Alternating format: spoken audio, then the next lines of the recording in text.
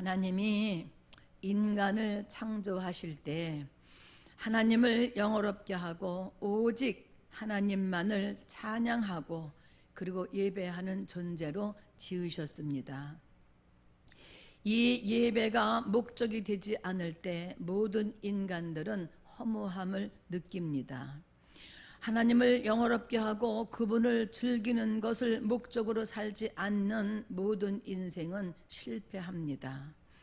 하나님의 이름을 영어롭게 하지 못하고 예배의 기쁨과 즐거움과 능력과 감격을 경험하지 못한 인생의 마지막 고백은 헛되고 헛되고 헛되다라고 이렇게 전도서에서 말씀하고 있습니다.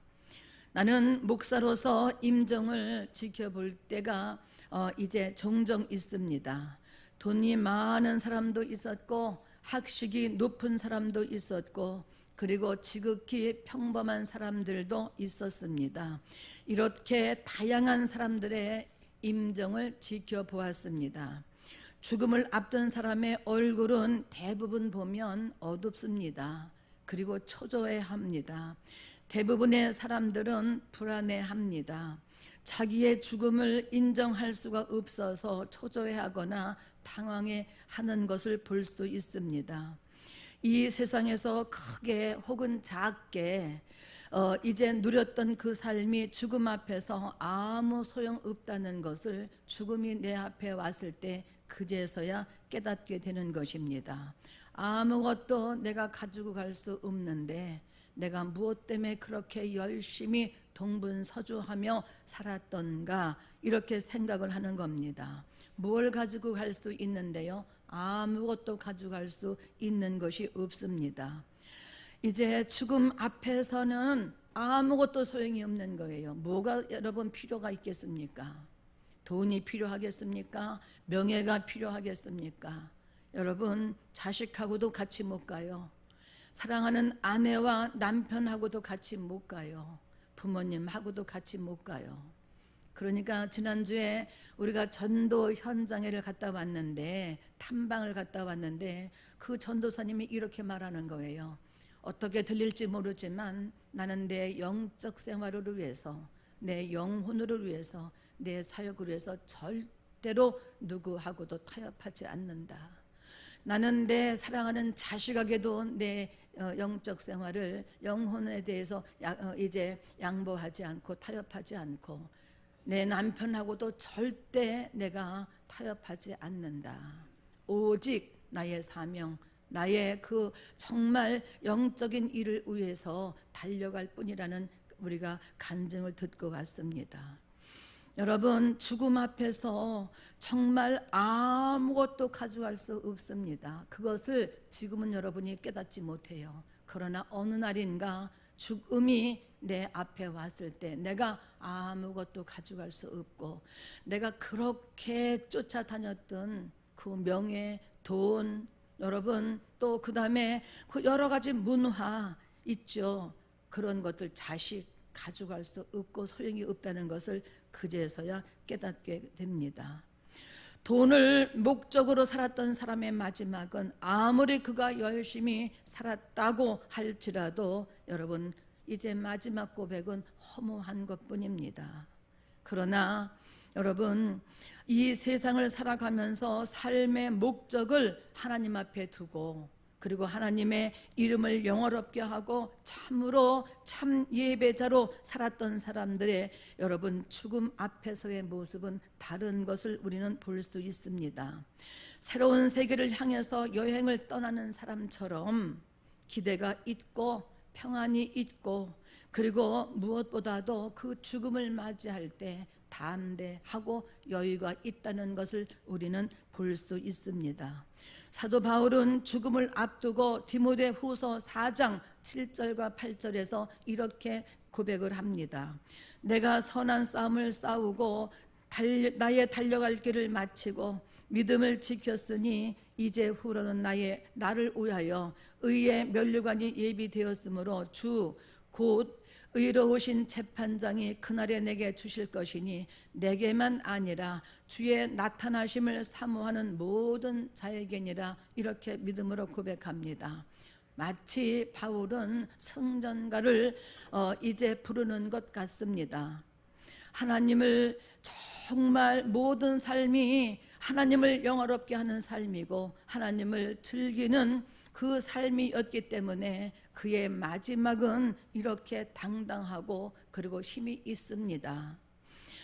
이제 지난 6월 30일 날 소천하신 한동대학교 고 김영길 총장님의 마지막 모습을 그의 부인인 김영애 권사님으로부터 간증을 듣는데 정말 은혜 받았어요. 진짜 감동스러웠어요. 내 가족이 아니지만 그의 믿음과 죽음이 너무 아름다워서 부러웠고, 그리고 정말 제가 그 간증을 들으면서 한없이 눈물을 흘렸습니다. 사람의 마지막이 이렇게 아름다울 수도 있구나. 저는 그것을 느꼈습니다. 마지막 이제 그 모습이 얼마나 믿음으로 아름답게 자기 죽음을 차근차근하게 정말 차분히 준비해서 그 짧은 그 시간 동안에 자기의 모습을 하나님 앞에 온전히 아름다운 믿음의 작품으로 남기고 기억시키고 떠난 것을 보면서 과연 죽음 앞에서 나는 저렇게 할 수 있을까 하는 부러움이 있었습니다.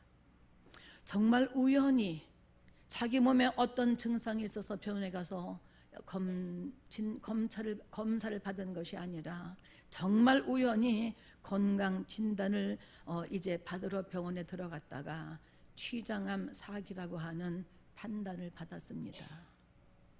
그런데 이제 췌장암이라고 하는 것만도 두려운 사실이지만 4기라서 수술을 할 수가 없는 거예요. 그리고 의사가 그에게 하는 말이 청장님 6개월에서 8개월밖에 시간이 없습니다. 천천병락이에요. 여러분, 이거는 정말 이거는 믿음이 있고 없고를 떠나서 나에게 1년이라는 시간도 주어지지 않은 6개월이 될는지 8개월이 될는지 못한 그런 나의 정말 사형 선고를 받았을 때에, 죽음의 선고를 받았을 때에 우리는 어떨까요? 우리의 그 죽음을 맞이하는 그 모습은 어떨까요? 이제 정말 이제는 자기가 이제 한동대 총장을 은퇴하고 이제 서울에서 느긋하게 여유를 갖고 예배하며 전도하며 그리고 이제 주의 일을 하면서 이제까지 자기가 학교의 총장으로 있으면서 자기가 봉사 한번 제대로 못했기 때문에 봉사하며 그렇게 평안하게 지날 때가, 믿음으로 지날 때가 왔다라고 그렇게 행복하고 좋아했는데 천청병력 같은 소리를 듣게 되니까 사실 어땠을까요? 그이는 곧바로 수술할 수 없으니까 40일 동안 병원에 입원하고 있으면서 항암 치료를 받았다고 합니다. 항암 치료를 받으면서 자기 머리가 쑥쑥 다 빠져서 대머리가 된 것을 보면서 거울을 보고 허허허허 웃으면서 그래도 난 잘생겼어, 그런 여유까지 보였다고 합니다. 그는 더 이상 항암 치료를 받은 후에 병원에서 치료를 거부하고 집으로 퇴원을 해서 마지막 이 땅에서의 삶을 차근차근히 마무리했다라고 합니다. 국문일보의 역경의 열매 원고를 20배 분량을 다 마치고, 그리고 평소에 그가 가지고 있던 꿈이 있었는데 그것은 어떤 것이냐 하면 글로벌 대학으로서 다민족의 학생들에게 장학금을 주어서 공부를 시키고자 하는 그 센터 건립에 대한 꿈을 가지고 있었다고 합니다.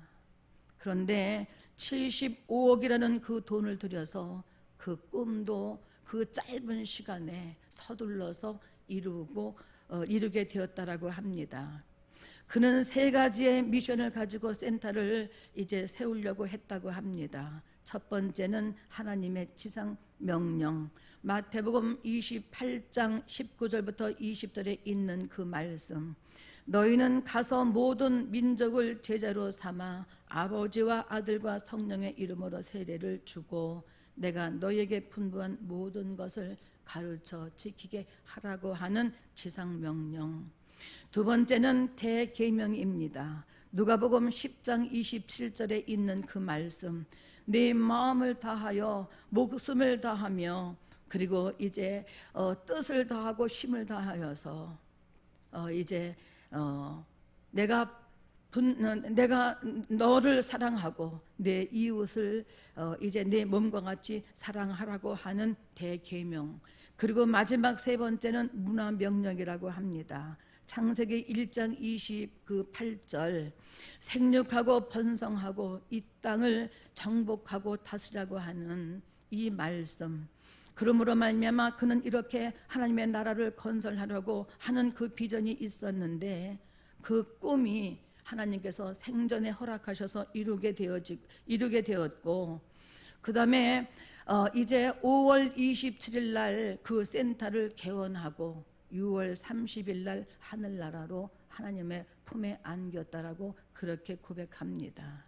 내 마음을 다하여 목숨을 다하며 힘을 다하며 뜻을 다하여 주 너의 하나님을 사랑하고 또한 내 이웃을 내 자신같이 사랑하라고 하는 그 말씀에 그가 순종하여서 하나님의 부름을 기쁨으로 영광 중에 받게 되었는데 그는 그들 가족에게 이렇게 말을 했다고 합니다. 난 참 행복했어. 그리고 내 일생에 참 나는 만족해.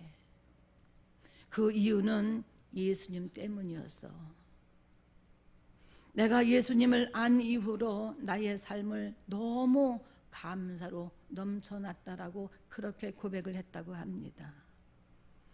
그리고 죽음은 기쁨이야.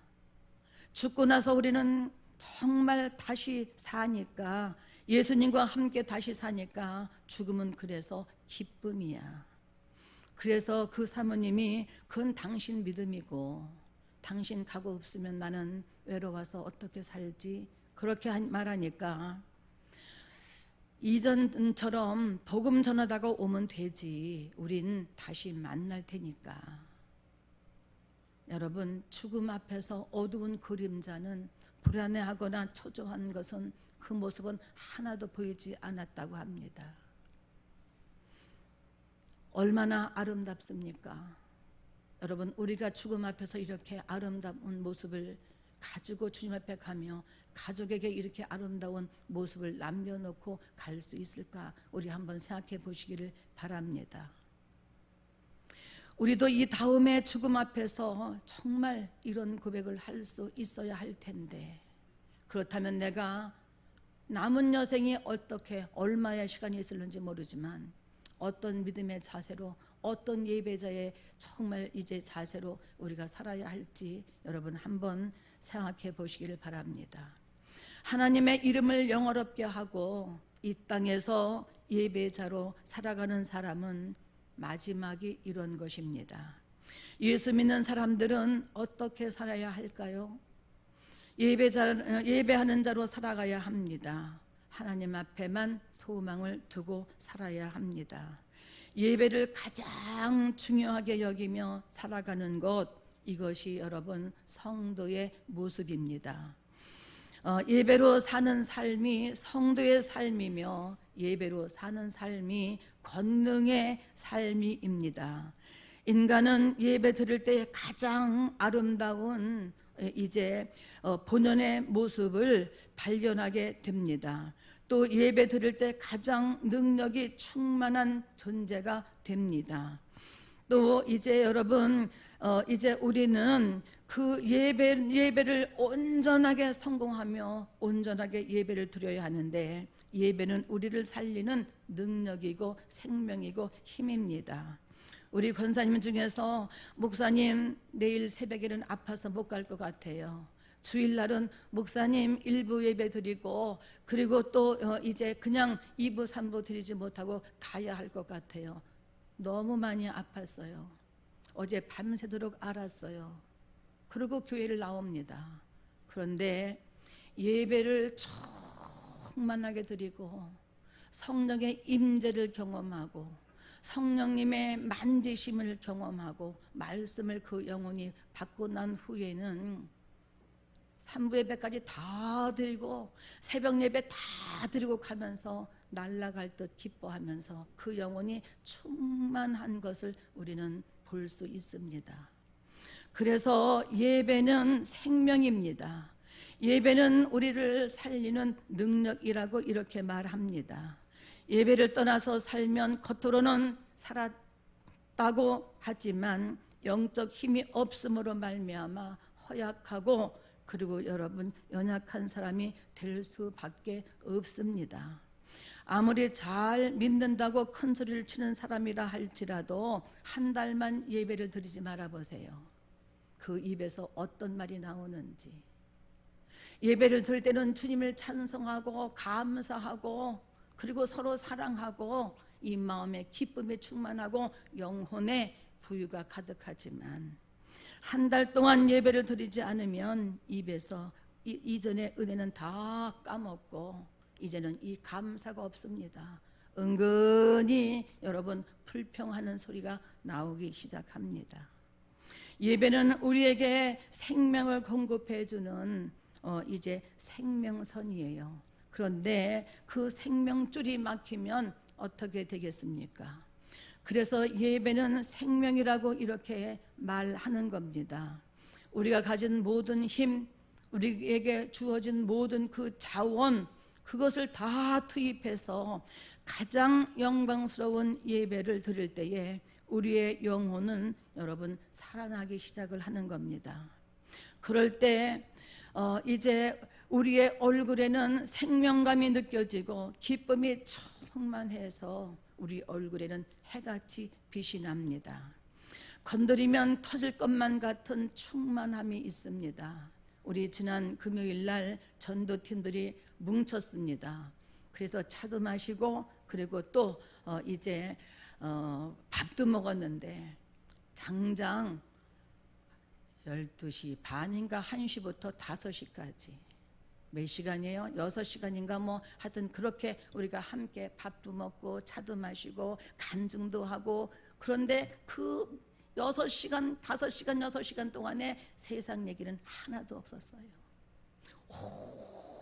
오직 예배를 통해서 그 기쁨이 충만하고 생명이 충만하고 그 전도의 영혼을 한 영혼 한 영혼 만나가면서 기도의 제목을 서로 나누고 그리고 누가 먼저를 할 것도 없이 너무 기뻐서 너무 즐거워서 그렇게 오랜 시간 만났음에도 불구하고 헤어지기가 아쉬울 정도로 주님을 찬송하고 찬양하고 경배하고 영광을 그분 앞에 돌리고 은혜로운 말 세상 얘기 하나도 없어요. 자기 가정 얘기 하나도 없어요. 예배에 성공하는 사람, 하나님 앞에 소망을 두고 사는 사람, 믿음으로 충만한 사람, 성령으로 충만한 사람, 하나님 앞에 쓰임받고 있는 사람은 이렇게 여러분 기쁨이 충만한 거예요. 세상은 온데간데 없고 후속한 주만 우리에게 보이니까 그것보다 더 감사하고 즐겁고 영광스러운 일이 어디 있겠습니까? 참으로 예배자는 이런 기쁨을 누리는 거예요. 여러분 그 속에서 주체할 수 없는 기쁨과 감격이 흘러나옵니다. 바로 그게 배에서 생수의 강이 흘러나리라 하신 그 말씀이 실상으로 나타나는 거예요. 또한 신령으로 드리는 예배가 어떤 겁니까? 성령으로 드리는 예배를 말합니다. 육체로 드리거나 이성으로 드리는 예배가 아니라 이제 기도도 이성으로 하는 기도가 있고 영으로 하는 기도가 있습니다. 우리가 기도합시다 하면 먼저 내가 생각을 합니다. 아, 이런 기도해야지, 이런 기도의 제목을 가지고 주님 앞에 기도해야지. 그래서 하나님 도와주세요, 하나님 살려주세요, 성령님 역사해 주세요, 이렇게 우리가 기도합니다. 그런데 어떤 기도는 정말 생각해서 이성으로 하는 기도가 아니라 성령으로 하는 기도가 있더라 그 말이지요. 생각 자체가 성령의 인도함을 받는 거예요. 내가 이제 시작은 이성으로 이제 정말 시작한 것 같은데, 그러나 어느덧 성령으로 감동되어지고 성령께서 감동을 주셔서 성령으로 기도하는 날을 발견하고 있습니다. 예배도 성령으로 합니다. 성령으로 찬송합니다. 성령으로 기도합니다. 성령으로 말씀을 받습니다. 그래서 영으로 예배를 드리지 않으면 예배가 재미가 없어요. 예배가 지루합니다. 그러니까 예배에 눈을 감고 조는 사람들, 예배에 눈을 감고 하나님의 말씀을 묵상하고 하나님의 말씀을 영으로 받는 것이 아니라 예배 끝나고 나서 만날 사람 생각하고, 예배를 끝나고 나서 집에 가서 일할 거 생각하고, 그리고 먹을 거 생각하고, 그러니까 끝나기를 기다리는 거예요. 예배가 이제 끝나나, 처제 끝나나, 예배가 왜 이렇게 오래 걸리나, 왜 이렇게 예배가 지루한가. 그러니까 예배는 관심이 없어요. 몸은 와 있지만 내 마음이 쑥 빠져나가서 세상 거 다 염려하고 근심하고 다른 생각으로 꽉 차 있습니다. 이것은 살아있는 예배가 아니고 영적인 예배가 아닙니다. 예배는 영으로 하는 거예요. 예배는 진리로 드리는 거예요.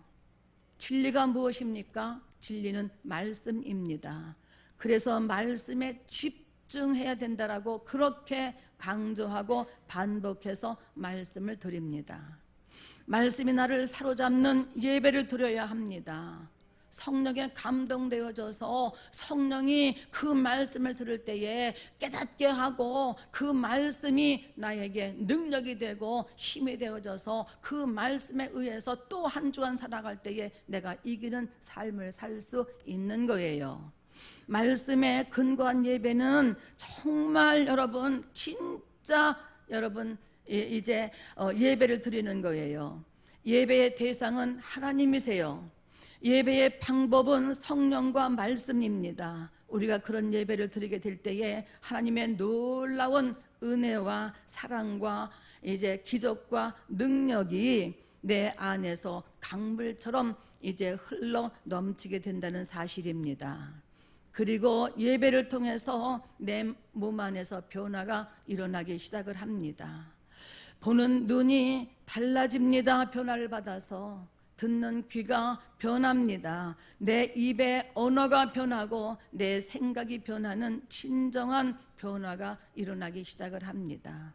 그래서 이전에 느껴보지 못했던 기쁨, 이전에 느껴보지 못한 깨달음, 이전에 느껴보지 못한 사랑, 이전에 느껴보지 못한 말씀이 나에게 명령이 되어지고 나에게 능력이 되어지고 나에게 살 소망을 주어서 내가 세상에 나와서 그 말씀 붙잡고 그대로 준행할 때에 하나님의 역사와 기적이 여지없이 내 삶의 현장을 통해서 나타나기 시작을 하는 겁니다.